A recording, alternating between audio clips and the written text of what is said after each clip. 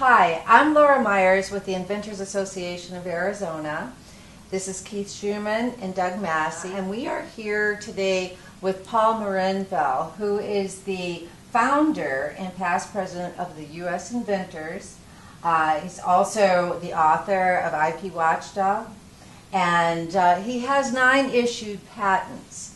And we're here today to kind of lay out the problems of what we all are experiencing in having confidence in our patent system. So with that, I will go ahead and just have Paul introduce kind of how you got into this, and we will take it from there. Okay, so I was an inventor. Well, I worked at Dell, and I came up with a great idea, and Dell said, "Go do it," and here's $2 million. And I left on April 3rd, 2000, and bubble collapsed, and they didn't. They shut down Dell Ventures. But I met with a lot of venture capitalists, and they just handed my business plan out to their companies, and my technology became massively commercialized. I kept inventing, and I kept filing more and more patents for a number of years. And then finally I ended up selling one of my patents to an investor who was licensing that. Proceeds were coming to me, and I was building a software company with the Purdue Technology Center in Indiana. In 2013, the investor said, "I'm not going to do it anymore because of the effects of the PTAB, which is the Patent Trial and Appeal Board that they created under the American Invents Act." So he stopped enforcing me to sign the patents back to me, but that killed my revenue stream and killed my company. So I'm not sure what you guys did the last time the government killed your company, but I hopped in my truck and I drove to Washington. Randy Landreneau joined me around that time. We sat in 67 Senate offices and generated a filibuster against that bill. Came back the next year, we sat in 350 House offices, one after another. We were hitting 12 a day for 6 months.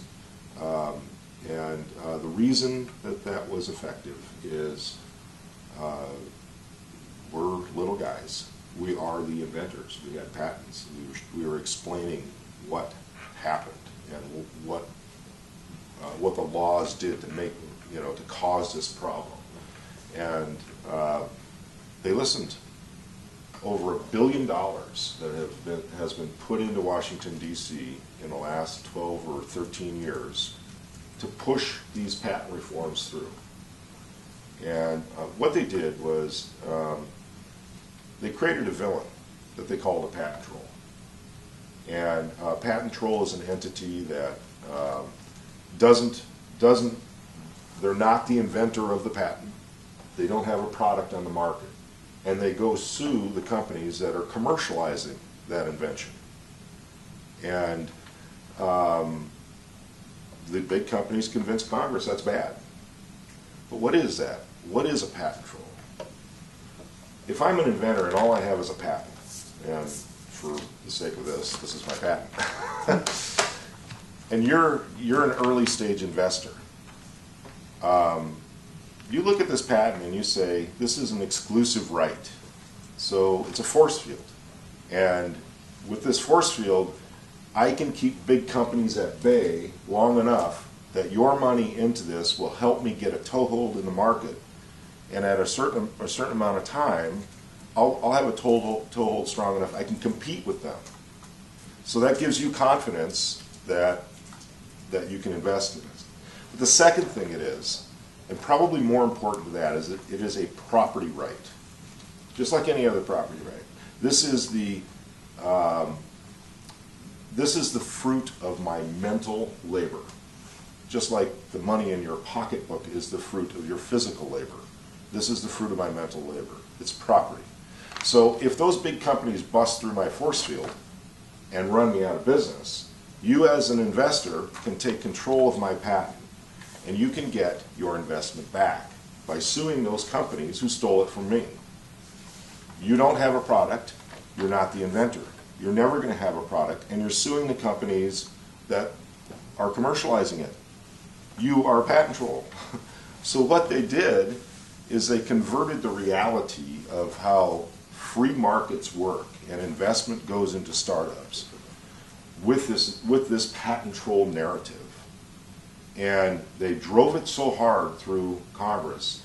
Now, these people, there were some really good examples of frivolous litigation in the patent world.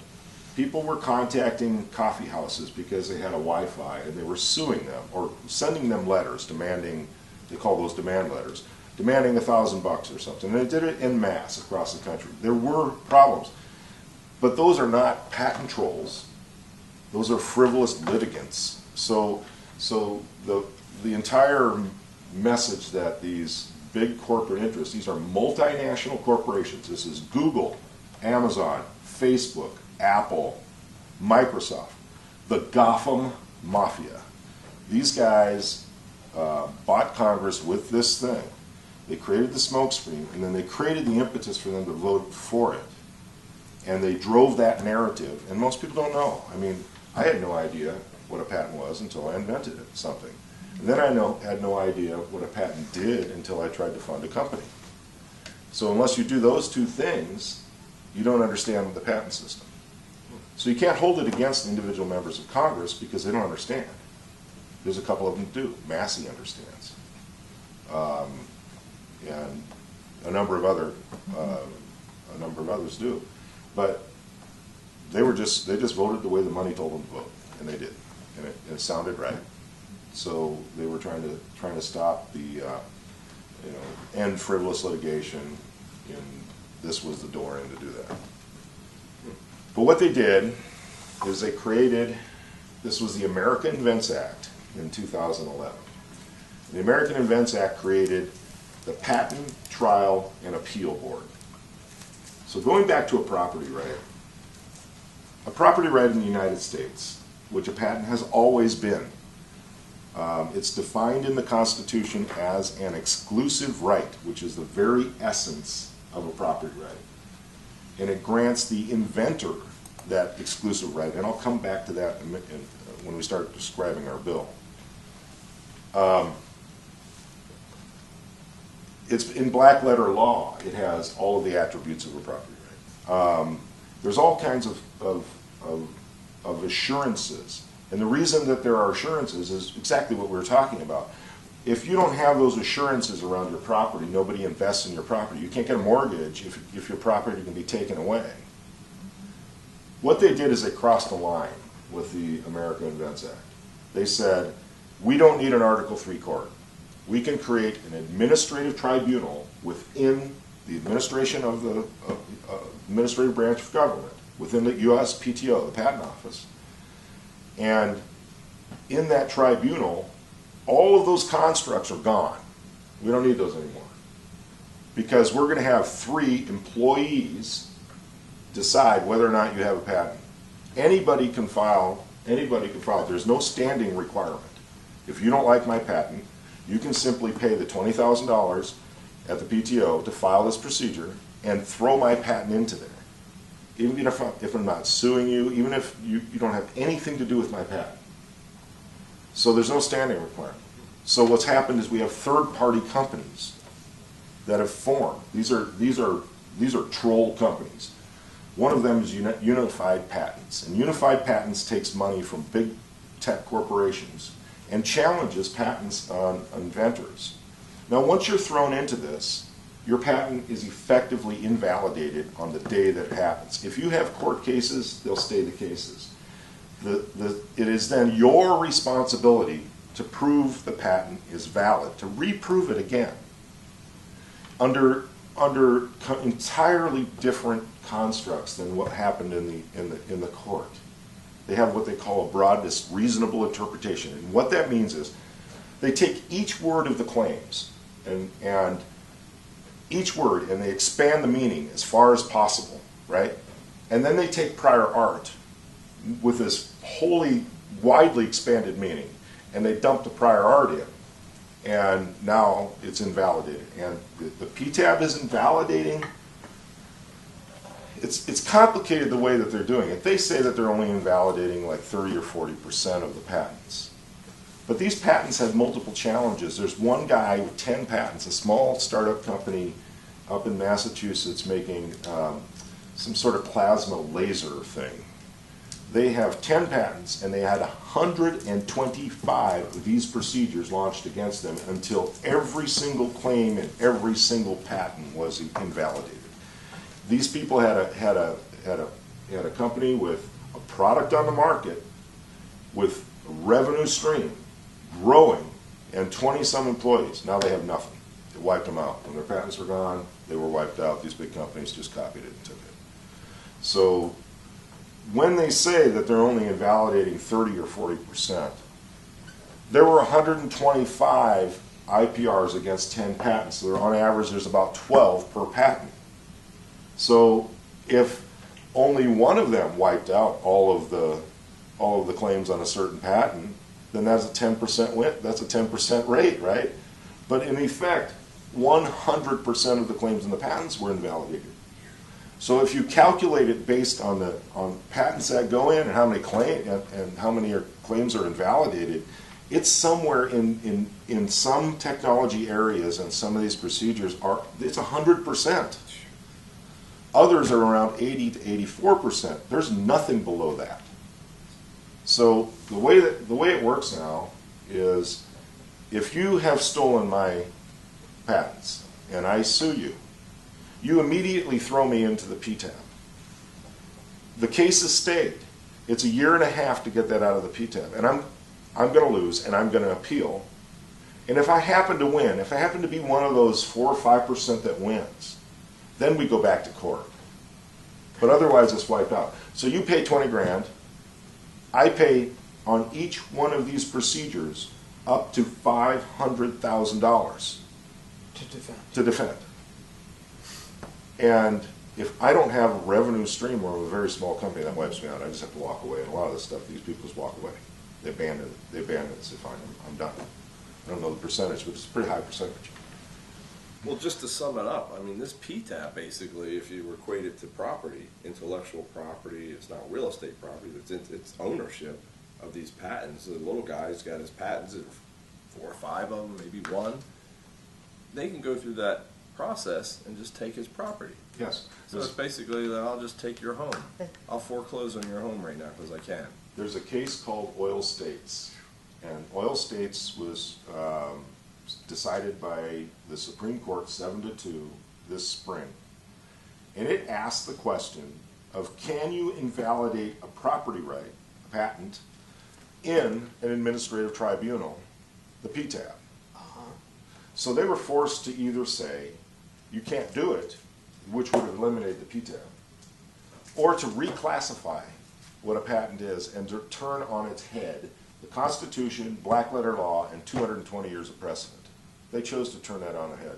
So now a patent is now considered a government franchise. A government franchise is a positive right. The government gives you the opportunity to do something. You want to build a toll bridge, you can if you get the franchise from the government. But that's not what the Constitution creates the patent as. A patent is a negative right. It's the ability to exclude. And if I don't disclose it, the government can't give it to me. So I disclose it so the government can give it to me? It's logically a logical fault, and it's a constitutional fault. Yet the Supreme Court did it anyway. It's incredibly messed up. And the reason it got this way is inventors don't have a voice. And when they do, like me, I walk in this place and I don't have a clue what's going on. Nobody does. I mean, we're not lobbyists. We're inventors. And so there's never been any sort of organization. There's never been any voice to say, look what you're doing. A property right, a private property right, the foundation of that is the public has no interest in your private property right. If a bum comes and sleeps in your living room, it's your house, it's your private property. Now, the city may say that it's in the community's best interest. It's in the public interest that that bum stay in your living room, right? Because they're off the street. But because it's a private property right, you can eject them. So what they've done now is, in the patent world, is you have to prove that it is in the public interest to get an injunction. So a big company takes it, and they take it early, and they run you out of business, and all you have is a patent, and now your investor now owns it, and your investor has to sue that big company. You don't have a product on the market. You can't prove it's in the public interest to get an injunction. Now their job is to litigate you into oblivion, and that's exactly what's happening. We are at, as a nation, a 40-year low in startups. We're at a 40-year low. Here's why. Here's why. When you are at this very early stage, and all I have is my patent, you have to somehow associate, you have to somehow, I may say I need $10 million from you. Is the patent worth that? Will you get that back? If I go out of business and you own my patent, will you be able to get that $10 million back? That's the question you have to ask. And if this patent has the potential to create a $1 billion market, you might. If you can associate the value of this patent with the market it creates, you can establish a value on the patent. And that's the value you can invest in me on. But if you can't do that because there's no injunctive relief, you can't establish a value. So now the patent's value is directly related to litigation. And last year, 2017, artificial intelligence, that which runs our power grids and our ships, our Navy ships and our tanks, and so many other things. And it's an emerging technology that you're going to find in everything you have over the next 10 years. 48% of the early stage funding, the very first funding that you and I are talking about, went to Chinese firms. Only 36% went to United States firms. And that's because the communist Chinese have a better property rights system than we do. What are we trying to do, here, as we're kind of creating this movement and trying to bring this to light? Can you talk a little bit about the bills? Okay, so there are 4 bills in Congress right now, and all of them have been numbered. Now we've been trying to get a bill numbered, and when it's numbered, it means that a representative or a senator, in this case they're all representatives, said, I'm gonna submit this to my committee and get it numbered. In the past, all of the bills have been to damage the patent system further. Last session we had the Strong Patent Act. This session we have the Stronger Patent Act. But that was the first one in the history of this entire thing that said, let's make it stronger. This year there are no bills that make it weaker. None. They all make it stronger. We've turned the corner. Now we have to push. To get a bill through is enormously difficult. To stop them is easy, but to get them through is hard. The Stronger Act, it doesn't eliminate the PTAB, but it says that the PTAB has to use the same basic constructs that an Article III court uses. So there's a strong presumption of validity. If you want to challenge it, you have to be a party. If your burden of proof to prove it's invalid, if you're challenging my patent. So the solution is legislative. Yes, we cannot fix the courts. The courts have decided that patents are a franchise, a public franchise. They're not a property right. The good, the government giveth and the government taketh away. And they can do it however they want to, under any constructs, and who knows what the next president's going to do. There will never be a solid value on an early stage investment on a patent because of the Supreme Court ruling all states. So the only way to fix that is legislation. we need to fix that completely. It needs to be declared a property right Again. again. And The so- Stronger Act does not do that.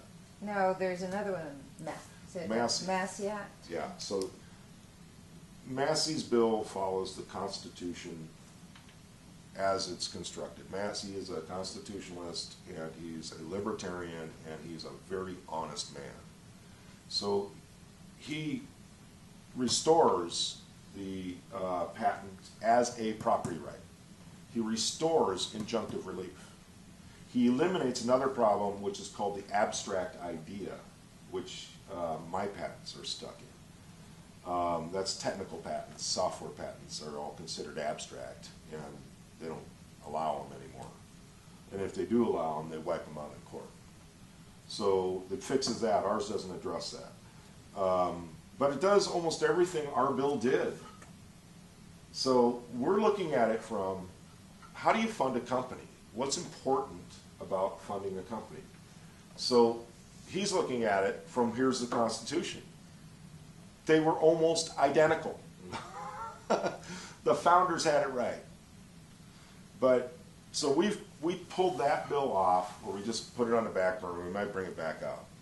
And we went with another one because the odds of passing Massey's bill are next to nothing. And it should not be that way. But the big lobbies, the Gotham Mafia, Google, Facebook, Amazon, Microsoft, Dell, Cisco, these huge multinational corporations with no allegiance to the United States, no allegiance to America, who make their products overseas, keep their money overseas, and sell their products in the United States, and somehow call themselves American companies, have pushed the narrative so hard against making any changes because there's still a lot of bad patents out there, because there's still patent trolls out there. We fixed all that. Now they're trying to turn it back, you know. And Massey's bill turns it back. It gives us the patent system we had just 15 or 20 years ago, and it's not going to pass for that reason. Not this session. It might pass next year. Next session. It might For the pass Congress. next year. What ours does, and it can pass this year. No, meaning the Inventor Protection Act. The Inventor Okay. Protection Act says, you big corporations made all of this mess. You guys go play in that sandbox. We want to be exempted from that. We want to be exempted from the PTAB. We want to have injunctive relief. We want damages models restored. We want a limited amount of time so you can't run us into litigation oblivion. So 12 months in and out. We want to be able to defend our patents if we still own them. So ours, and the big patent companies have come against ours, which, because they don't want to exempt inventors, they want to be able to still play in their big sandbox, but they haven't done anything really to stop this mess. If you're, you know, a patent aggregator, one of these companies that buys patents, and they'll buy, you know, 1,000 patents from a big company, and then they'll assert those patents. They have done almost nothing to help us. None of them have helped us financially, and now they're going against us. That just means our bill matters. Since 2000, We can't patent it. since 2010, more than half of the patent applications are software related. Okay. Software does everything, from artificial intelligence and other things. It is the application, right? It is the product. If it's not the product, it enhances the product. You know how to software in your refrigerator, you know. It's throughout your car. It's Yeah. GPS. It's all of these things. It's everywhere. Software's everywhere. Yeah. If it's not either of those, it's the process to create it. It's the buttons on your shirt. The machinery that makes these buttons are run on software. The machinery that manages the marketing and the sales and the accounting and all of the things in a corporation, they're all run on software. You can't even make the buttons on your shirt without software. It's everywhere. Now, abstract idea. So the abstract idea is a concept that was pushed hard by the Gotham Mafia, the big software companies, and Section 101 is the door into the patent office. So, and it asks, you know, is it a process? machine, composition of matter, whatever. If it's one of those four categories, it's eligible to be patented, provided that it is not obvious, it hasn't been done before, and you've enabled it so that somebody else can read your application and say, oh, I can do that. So those three things, those are the statutory constructs. 101 is the door in. What they've done is they've said that, well, they haven't defined that an abstract idea is an exception from Section 101. They don't define what an abstract idea is. And when they give you rejections out of the Patent Office, they don't even explain their rejections. The courts until just recently, it was a matter of law, not a matter of fact. So the courts could look at the four corners of the patent, flip through it, and decide whether or not it's abstract or not, with no technical experts, no witnesses, no other evidence, nothing. They just take it home and decide based on the four corners of the patents whether it's abstract or not. And then when you appeal to the Federal Circuit, they give you what they call a Rule 36 affirmance. That's a one-word affirmance. They don't describe anything. They just say, okay, affirmed. See ya. And 67% of patents challenged as an abstract idea are invalidated in court. 67%. The numbers of abstract idea rejections coming out of the Patent Office in some fields is nearly 100%. They're just not giving patents out for software or anything that can compete with Google, Apple, Facebook, Amazon, Microsoft. So here are some difficulties, and I'm happy to give all of my time to a senator or congressman who wants to sponsor a bill to make sure they fully understand how this works. But when you sponsor a bill, you're going to be asked all kinds of questions. And they've got an established narrative of the patent troll and bad patents, and look what we've done, how good we are, and stuff like that, and how good the system is now. They've got an establishment, so you're going to have to be able to argue against that. And that's professional credibility in Washington. If you can't argue for your own bill, you look stupid. So it's the staffers, when you're voting for a bill, and somebody else is sponsoring it, you grab your staffer who's looked at it and you ask your staffer, which way should I vote? And your staffer says, vote for it, you vote for it. But when you're sponsoring, you need to be able to talk to the other members. I'm doing this because I know what this does. Here's the problems that it has. And you need to be able to articulate those things. That's why we're having trouble getting sponsors. Mm-hmm. Okay, so from our level right now, as we go out and try to get these meetings at different offices, those staffers are the most important people to us right now. Is that what I'm hearing? Yes, the staffers are. You can talk to your member, and you can say, hey, I got some big problems. We can't enforce patents. I can't get funded on patents. The patent system's collapsed. And your member's going to say, go talk to Fred. He's the one who handles that because he's got too many things going on. Sure. Right. So the way that I've seen that the best way to form your arguments, if you're in a liberal office, Democrat office, this is the man crushing the little guy. And another thing that's very good to know on this, especially when you're working with the Democrat office, the very first Patent Act, the Patent Act of 1790, which was the third act of Congress, was the Patent Act. It said he, she, or they could get a patent. At a time when women couldn't even own property, a woman could get a patent. And throughout the 1800s, there were 3,164, I think, women who patented stuff, and many of them made their living on their patents throughout the 1800s. The first African American to patent something, well, the first woman was 1809, Mary Keyes, the method of weaving straw hats. The first African American was only a few years later with a method of dry scouring clothes. There was a Black Edison. They called him the Black Edison in the 1800s. The Patent Act was our first affirmative action law. That's great. And that's, I think, a pretty important thing, and we got a lot of attention on that particular fact when I was going through the Senate in the liberal offices. On the other side, so on one side it's it's the little guy can't get a toehold against the big guy, and the big guys can crush him. On the other side, the little startups can't get funding. So they can't disrupt the market. They can't create jobs. So the Republicans are more likely to be, so what are we talking about? We're talking about exactly the same thing, only inverted, right? This issue is both liberal and conservative. This is a core issue to the American story, the American dream. It's a core issue to our economic growth, our leading edge in the world from a technological perspective, our national defense, everything. This is the most core issue there is, and they don't know, and nobody knows about it. You know. I would call it economic mobility. It is economic mobility, and it eliminates.